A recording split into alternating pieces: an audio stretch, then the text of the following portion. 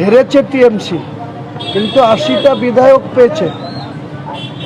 208টা বিধায়কের প্রাপ্তি ভোট 2,93,00,000, আর 80টা ভোট প্রাপ্তওয়ালারা 2,60,00,000। মাত্র 33 লক্ষ ভোটের ব্যবধান। হুড়মুড়ি খেয়ে সেখানে পড়ে যাচ্ছে, তাদের পায়ে ধরছে। নিজেদের দুর্বলতা, নিজেদের স্বার্থ বিঘ্নিত বা যে সমস্ত অপকর্ম করেছে, অনৈতিক কাজ করেছে, সেই ভয়ে আজকে পুলিশের ভয়ে, রাজ্য সরকারের ভয়ে তারা গিয়ে যে বিজেপির কাছে হারল পূর্ব সরকার, সেই বিজেপির পিছন দিক দিয়ে বিজেপির দরজাতে ঢুকছে। আপনারা দেখতে পাচ্ছেন না এরা কি ধরনের নেতা। এরা আবার বড় বড় বিধায়ক ছিলেন, আপনি বারবার প্রতিবাদ করেছেন এবং খুব খোলামেলা কথা বলেছেন অভিষেক বন্দ্যোপাধ্যায় বা দলের বিরুদ্ধে। অন্য কোনো বিধায়ককে কিন্তু এভাবে মুখ খুলতে দেখা যায় না। কোনোদিন খুলেছে? খুলে দেখা যায়। আজকে তারা বলছে, আজকে কেন বলছে? তাদের নিজেদের যখন আর মেরুদণ্ড সোজা করে কথা বলার ক্ষমতা নাই, যে শাসক দলের পুলিশকে নিয়ে তারা রাজনীতি করত, আজকে দেখা যাচ্ছে এখন বলছে, যেটা 2 বছর আগে থেকে 2023-এর পঞ্চায়েত ভোট থেকে এই এলাকার ভোটের টিকিট বিক্রি থেকে শুরু করে আমি তখন অভিষেক বন্দ্যোপাধ্যায়ের বিরুদ্ধে, মমতা বন্দ্যোপাধ্যায়দের বিরুদ্ধে বলেছিলাম, কিন্তু একটা বিধায়ককে আমি সাপোর্ট পাইনি, একটা তৃণমূলের নেতাকে সেদিন সাপোর্ট। যখন মুর্শিদাবাদের সংখ্যালঘুদের রাজনৈতিক মুখ বলতে আমি যতক্ষণ বেঁচে আছি আমি কোনো অন্যায় করব না, আর কোনো অন্যায়ের কাছে মাথা নত করব না। কোনো বিজেপি আমাকে ধুমকি দিয়ে থামাতে পারবে না। বিধানসভাতে আমাকে ধুমকি দেওয়ার চেষ্টা করেছিল, আমি থামিনি, থামবও না।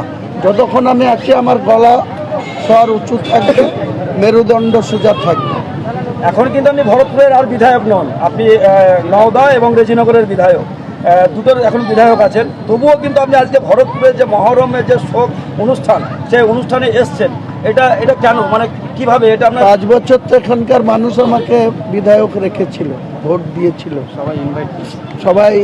সবারই সঙ্গে একটা সখ্যতা, আত্মীয়তা, বন্ধুত্ব তৈরি হয়ে আছে। সেটার জন্য যখন ডাকবে তখনই না আসতে পারলেও নিশ্চয়ই চেষ্টা করব, কারণ আমাদের প্রচুর টাফ শিডিউলের মধ্যে থাকি। সারা দিন 1000 ফোন রিসিভ করতে হয়, এত গোটা সারা রাজ্যে, কুচবিহার থেকে কাকদ্বীপ, এছাড়াও রাজ্যের বাইরের লোকের ফোন ধরতে হয়। ইন্টারন্যাশনাল কল আসে, দুবাই থেকে শুরু করে কানাডা, লন্ডন, বাংলাদেশ, এসব জায়গা থেকেও ফোন আসে। কাজেই আমার সবথেকে ব্যস্ততম শিডিউল। রাজ্যের মুখ্যমন্ত্রী যেমন সবসময় ব্যস্ত থাকেন, আমি একজন ক্ষুদ্র বিধায়ক হয়েও সকলের দোয়ায় আশীর্বাদে আমি কিন্তু সবসময় ব্যস্ততম জীবনযাপন পালন করি। মুসলিম সমাজ একটা আকাঙ্ক্ষায় আছে, আপনি উদ্যোক্তা হচ্ছেন বাবরি মসজিদের, সেই বাবরি মসজিদের কাজ কতটা এগোলো এটা এলাকাবাসী জানতে চায়। কালকে আসুন, কাল বাবরি মসজিদের মূল যে 17.5 ফুট নিচে আন্ডারগ্রাউন্ড থেকে ঢালাই কাল থেকে শুরু হবে। কাল সকাল 8টাতে আমি বাবরি মসজিদের কাছে থাকব। আপনাদের ইনভাইট থাকলো, দেখতে আসবেন। যে অনেকেই অনেক অপপ্রচার করছে, কেউ বলছে বাবরি মসজিদ হবে না, বিজেপি ক্ষমতায় এসছে, করতে দেবে না। আমি কারো বাপের টাকায় বাবরি মসজিদ করছি না, মুসলমানদের আর্থিক সাহায্যে, এবং আমি সেখানে আমার ট্রাস্ট সেটা উদ্যোগ গ্রহণ করেছে। আমার এই ট্রাস্ট, আমি যতক্ষণ বেঁচে আছি আমি ট্রাস্টের সর্বময় কর্তা হিসাবে আমি আমার মসজিদ তৈরি করব। 3 বছর টাইম ধরেছিলাম, 3 বছরও নেব না, 2 বছরের মধ্যে 2028 সালের মধ্যে 1.5 লক্ষ মানুষ নামাজ পড়তে পারবে। 50,000, 50,000, 50,000, আন্ডারগ্রাউন্ডে 50,000, মেন গ্রাউন্ডে 50,000, আর সেকেন্ড ফ্লোর, অর্থাৎ আন্ডারগ্রাউন্ড ধরলে 3rd ফ্লোরের মসজিদ হচ্ছে। একটা ফ্লোরে 50,000 করে মানুষ নামাজ পড়তে পারবে। কাজেই 56 কোটি টাকার বাজেট, সেই মসজিদ হচ্ছে, কোনো শক্তি নাই মসজিদ বন্ধ করে। আচ্ছা, এই মহরম উপলক্ষে ভরতপুরবাসীকে কি বলবেন? একটাই বলবো, সম্প্রীতি বজায় রাখতে। এবং এই সরকার অনেক ধমকি দিচ্ছে যে মহরম করা যাবে না, ডিজে বাজানো যাবে না, এই করা যাবে না, ওই করা যাবে না। শান্তিপূর্ণভাবে মহরম।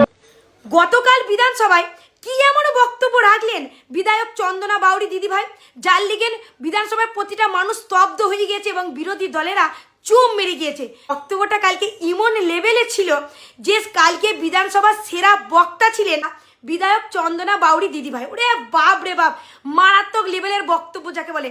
যে বক্তব্য লিখেন সিপিএম এবং তৃণমূলের প্রত্যেকটা নেতাকে তাকে বাধ্য করেছে যে চন্দনা দিদিভাইয়ের আগে কি কি জীবনে ঘটে গিয়েছে সেইটাকে মনে করাইতে। কেন? আরে বাবা, বক্তব্যই তো ছিল সেই রকম, এমন চরম লেভেলের বক্তব্য ছিল যে উনাকে মানে টেনে নিচে নামাইতে হবে না, একটু নিচ দেখাইতে হবে। তো তাই লিখেন মিলায় কানা ফুসু কথা বলছি সেইটা, কিন্তু বক্তব্য কালকে কি ছিল সেইটা একটু বলি।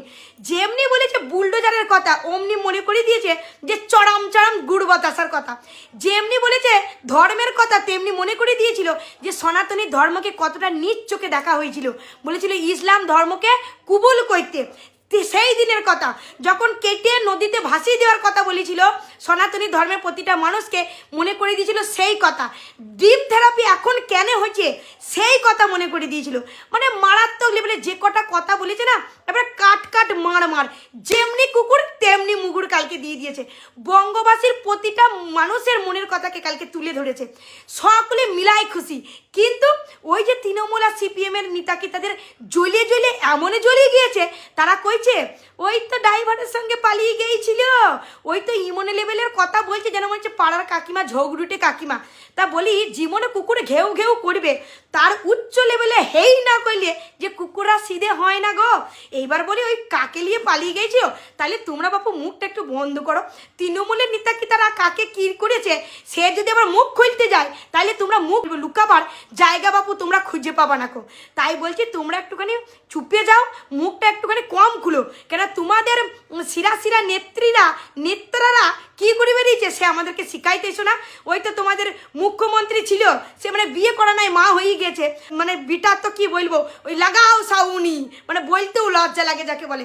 তা তাদের সঙ্গে যা ঘনিষ্ঠতা আছে না সেগুলো গতকাল সবাই চেপে এমন বক্তব্য রাখলেন বিধায়ক চন্দনা বাউরি দিদিভাই, যার লিগেন বিধানসভার প্রতিটা মানুষ স্তব্ধ হয়ে গেছে এবং বিরোধী দলেরা চুপ মেরে গিয়েছে। বক্তব্যটা কালকে ইমন লেভেলে ছিল যে কালকে বিধানসভার সেরা বক্তা ছিলেন বিধায়ক চন্দনা বাউরি দিদিভাই। ওরে বাপ রে বাপ, মারাত্মক লেভেলের বক্তব্য যাকে বলে। যে বক্তব্য লিখেন সিপিএম এবং তৃণমূলের প্রত্যেকটা নেতাকে তাকে বাধ্য করেছে যে চন্দনা দিদিভাইয়ের আগে কি কি জীবনে ঘটে গিয়েছে সেইটাকে মনে করাইতে। কেন? আরে বাবা, বক্তব্যই তো ছিল সেই রকম, এমন চরম লেভেলের বক্তব্য ছিল যে উনাকে মানে টেনে নিচে নামাইতে হবে না, একটু নিচ দেখাইতে হবে। তো তাই লিখেন মিলায় কানা ফুসু কথা বলছি সেইটা, কিন্তু বক্তব্য কালকে কি ছিল সেইটা একটু বলি। যেমনি বলেছে বুলডোজারের কথা, অমনি মনে করে দিয়েছে যে চরম চরম গুড় বাতাসার কথা। যেমনি বলেছে ধর্মের কথা, তেমনি মনে করে দিয়েছিল যে সনাতনী ধর্মকে কতটা নিচ চোখে দেখা হয়েছিল। বলেছিল ইসলাম ধর্মকে